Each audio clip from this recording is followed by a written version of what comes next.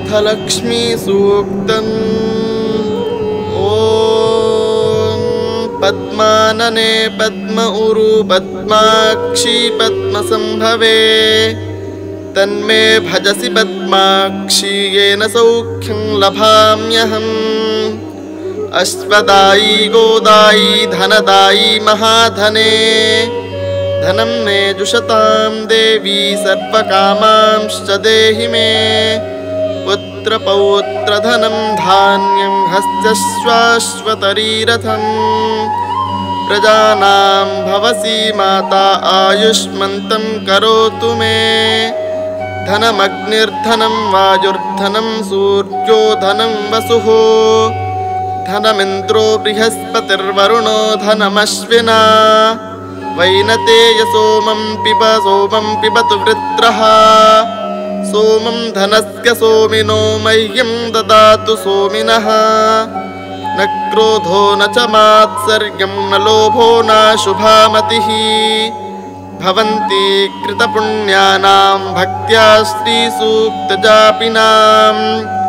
सरसिजनिलये सरोजहस्ते धवलतरांशुकगन्धमाल्यशोभे भगवती हरिवल्लभे मनोज्ञे त्रिभुवनभूतिकरिप्रसीद मह्यम्। विष्णुपत्नीं क्षमां देवीं माधवीं माधवप्रियां लक्ष्मीं प्रियसखीं भूमिं नमाम्यच्युतवल्लभाम्। महालक्ष्म्यै च विद्महे विष्णुपत्न्यै च धीमहि तन्नो लक्ष्मीः प्रचोदयात्। आनन्दः कर्दमश्रीदश्चिक्लीत इति विश्रुताः ऋषयः श्रियः पुत्राश्च श्रीर्देवी देवतामताः। ऋणरोगादिदारिद्र्य पापक्षुदपमृत्यवः भयशोकमनस्तापा नश्यन्तु मम सर्वदा। श्रीवर्चस्वमायुष्यमारोग्यमाविधाच्छोभमानं महीयते।